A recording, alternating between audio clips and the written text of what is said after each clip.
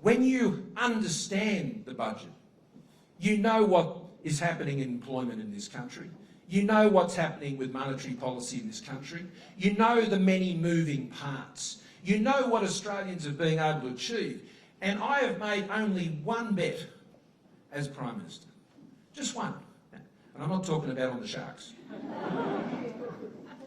The only bet I make as a Prime Minister on how we run our policy is I bet on Australians each and every time. I bet on them. I bet on their resilience.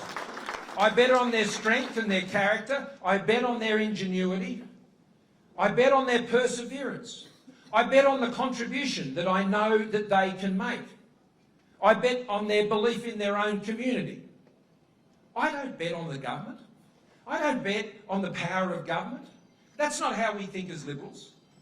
We know as Liberals that the answers that Australia needs are in the hearts and minds and the capabilities of individual Australians. And as a result, as Liberals, we know that the policies that we take forward and the policies that we put in practice as a government are all designed to ensure the enablement, the encouragement, the incentive, the realisation of the aspirations and the hopes of individual Australians. Because we don't think government's the answer. We don't think the market's the answer. We think Australians are the answer.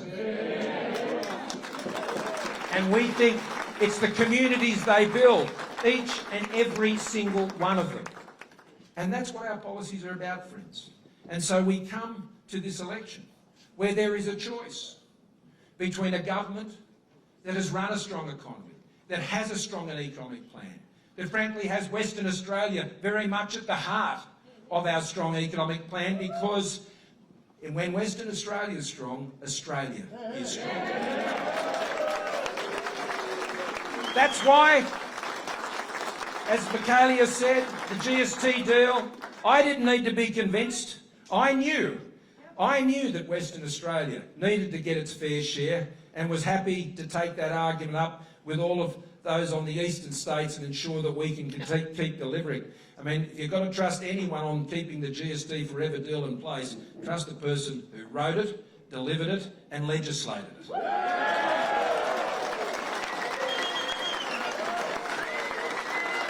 But it is a choice. It's a choice between what you know of a government that has delivered in one of the most challenging times in Australia's history and a Labor opposition that people don't know, that hasn't put forward a plan. You know, it's easy to be the armchair critic. It's easy to sit back there and make all sorts of criticisms about what could have been done and what might have been done. After the AFL on the weekend, I'm sure there's plenty of Monday morning coaches and they're sharing all of their views about what should have happened in the weekend and who they should have put on and who shouldn't they have put on and all of that. You never let that person run the team. Ever. And that's what we've had from Anthony Albanese. He's been happy to sit back. He's been happy to sledge and make criticisms and say this and that. But as he's learning during this campaign, it's a lot harder when you've got to step up yourself, mate.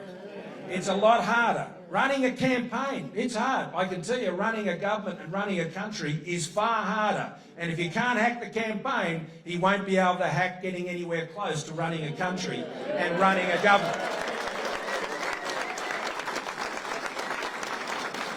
So, friends, there's a lot at stake.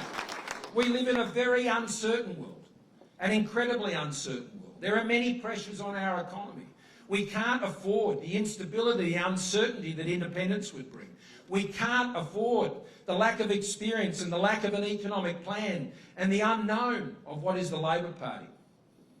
What we need is the stability and the certainty, the continued economic plan of my team that you can see me around me here in Western Australia, and it's a strong team. And I can tell you, I need all of them.